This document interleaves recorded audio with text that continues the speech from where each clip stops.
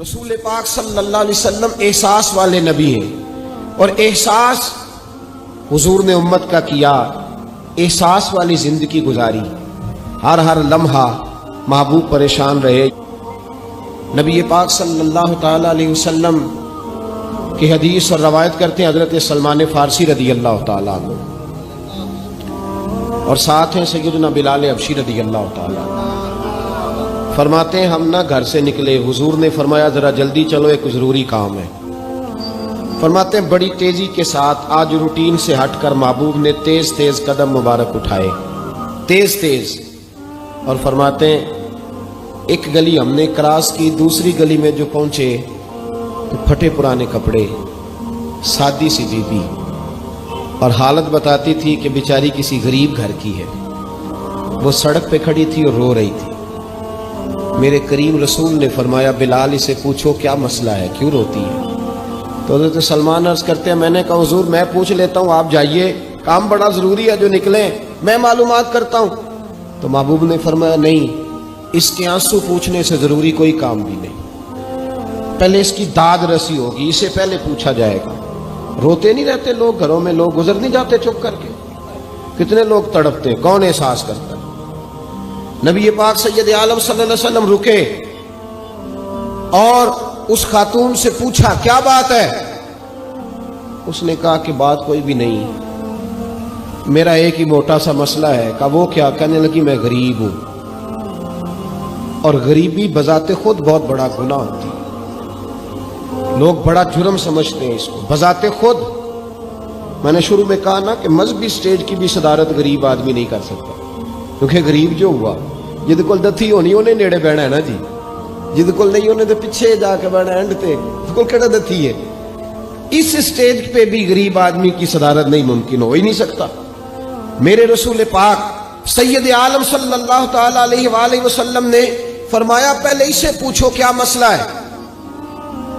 وہ کہنے لگی میں غریب ہوں، بوڑھی ہو گئی ہوں، ساری زندگی غلامی میں گزاری ہے، تیل لینے آئی تھی 5 دینار کا، بوتل میں تیل بھروایا ہے، اور اب بوڑھی ہوں نا تو کمر درد کرتی ہے، پیر پیچھے موڑا ہے تو میں گری ہوں، تیل زمین پی گئی ہے، اب زمین تو واپس نہیں کرتی، لیکن واپس جاؤں گی تو ایک یہودی عورت کی ملازمہ ہوں، وہ درے سے مارے گی، کھال ادھیڑ دے گی، میں بڑی پریشان ہوں، اب نہیں مار کھائی جاتی، ہڈیاں بوڑھی ہیں، قربان جاؤں۔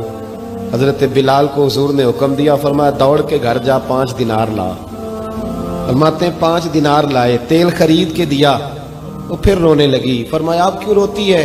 اس نے کہا بتایا نا غریب ہوں، غریب کا جرم کوئی نہیں ہوتا، لیکن پیس دیا جاتا ہے، پھر بھی مار تو اب بھی پڑے گی، اب کیوں پڑے گی؟ تو عرض کرنے لگی محبوبہ مار اس لیے پڑے گی کہ دیر سے کیوں آئی ہے۔ تو میرے کریم رسول اور وہ بی بی حضور ابھی آئے ہیں مدینہ طیبہ، امام یوسف صالحی فرماتے ہیں ابھی آئے تھے حضور، سبل الہدیٰ والرشاد کے مصنف کہتے ہیں ابھی آئے تھے نبی پاک، وہ جانتی بھی نہیں تھی۔ تو سید عالم صلی اللہ تعالی علیہ وسلم نے فرمایا اچھا مار پڑے گی؟ کہا ہاں۔ او بھائی کونسلر جو کل آپ کو کہہ رہا تھا نا میں آپ کا خادم ہوں، کونسلر بے گناہ، بلکہ ہمارے SHO صاحب اگر چودھری پہ پرچہ آ جائے تو اس کو ٹیلی فون کر کے پوچھتے ہیں صاحب جی تہاڈے خلاف درخواست آئی ہے، کی کرنا ہے؟ تو غریب آدمی بیچارہ، اس کی غلطی یہ تھی کہ وہ غریب تھا تو اس نے ریڑھی لگا لی چوک میں، اس کو دبوچ کے لے گئے، تینوں پتہ نہیں اتنے نہیں کھلوئی تھا، تو اس کے پاس کل انویسٹمنٹ ہی 5000 تھی، سارا لے گئے۔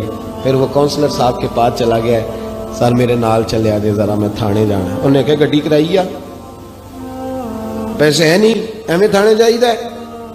اب وہ گاڑی لایا ہے، پتہ نہیں کہاں سے لایا ہے، تھانے پہنچا ہے، اور یہ ہے ہمارا حال کہ وہ SHO بھی بیٹھا ہے کرسی پہ اور کونسلر بھی کرسی پہ بیٹھا ہے، اور وہ غریب پیروں میں بیٹھا ہے اور ہاتھ باندھ کے کہہ رہا میری ریڑھی دے چھڈو، میریاں 4 دھیاں نے تو میں شامی کھانا کھڑنا ہے۔ کدھر گیا امت کا وہ ذوق؟ ساری زندگی نعتیں سننے والوں بتاؤ تو صحیح نعت نے تاثیر کیا دی ہے روح؟ اگر ابھی بھی گھاڑی غریب کے پاس کھڑی نہیں ہوتی تو پھر کیا اثر ہوا ساری زندگی نعت سننے کا؟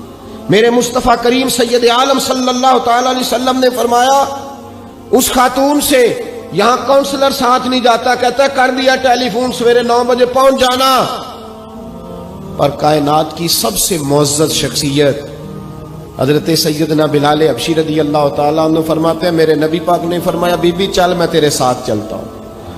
گویا اللہ کی ساری رحمتیں اس کے ساتھ ساتھ چلنے لگی. اور آگے آگے نہیں، ساری کتابیں پڑھ لو، وہ پھٹے پرانے کپڑوں والی بی بی آگے آگے اور اللہ کے کریم رسول پیچھے پیچھے. ساری گلیاں اس نے پھرائی، مدینے کی صحرا آ گیا. ایک دروازے پہ دستک دی سے مالکن آئی. وہ بی بی بعد میں کہتی ہے میں بھی بڑی ڈاڈی تھی، طاقت ہی نہیں تھی میرے سامنے کو کھڑا ہو سکے، لیکن جب میں باہر نکلی تو میں نے نور کے حالے میں لپٹی ہوئی ایک عظیم ہستی کو دیکھا. فرماتے محبوب کے گورے چٹے رنگ کے اوپر کالی زلفیں اور محبوب پاک کی مقدس آنکھیں جب تک بات کرتے رہے نظریں زمین پہ جھکی رہی. شرم و حیا والے رسول نے بڑے میٹھے، بڑے دھیمے، بڑے خوبصورت لہجے میں کہا. بریلی کے امام فرماتے ہیں نیچی نظروں کی شرم و حیا پہ درود. بڑے دھیمے لہجے میں فرمایا تیری نوکرانی ہے تیری. عورت کہتی ہے میں تو حضور کے جلووں میں محو ہو گئی کہ سادگی میں اتنا حسن میں نے دیکھا ہی نہیں، تیری نوکرانی ہے. کہا تو میرے محبوب نے فرمایا بیچاری کی غلطی کوئی نہیں، اسے مارنا نا، اس سے تیل گر گیا تھا، نیا خریدتے دیر ہو گئی، رو رہی تھی تو میں سفارش کرنے آیا ہوں. وہ خاتون کہتی ہے کسی کی نہیں مانی تھی، پر محبوب کے جملوں میں تاثیر اتنی تھی ککھ سواد نہیں مشری اندر اساں کھنڈا می چکھ ڈٹھیاں انہاں ساریاں شیواں نالوں گلاں سجن دیاں مٹھیاں. فرماتے ہیں نبی پاک صلی اللہ تعالی علیہ وآلہ وسلم نے فرمایا کچھ نہ کہنا. کہنے لگی نہیں کہتی، میرا وعدہ رہا کچھ نہیں کہوں گی. اب میرے حبیب نے پھر نظر اٹھائی اور اس غریبنی کی طرف دیکھا اور فرمایا تو اگر کہے تو میں جاؤں، تو اگر کہے تو میں خود بھیک دے خود ہی کہے منگتے کا بھلا ہو، تو اگر کہے تو میں جاؤں. اس نے خراج پیش کیا تو چند آنسو گرائے. کہنے لگی محبوبہ جیسے بندہ نوازی. حضور نے رخ پھیرا. حضرت بلال کہتے میں پیچھے رہ گیا تو وہ دونوں بیبیاں دوڑ کے میرے پاس آئی. کہنے لگی بتا تو صحیح ہے کون، یہ بتا تو صحیح کون تھے. تو حضرت بلال کہنے لگی تم نہیں جانتے. جناب بلال فرمانے لگے یہی تو ہیں جنہیں اللہ نے سچا رسول بنا کے بھیجا ہے. بیبیاں دوڑ کے آئیں. کہنے لگی محبوبہ دروازے تک آئے ہو تو خالی تو نہ لوٹاؤ، مہربانی فرماؤ ہمیں بھی کلمہ پڑھا دو. بھائی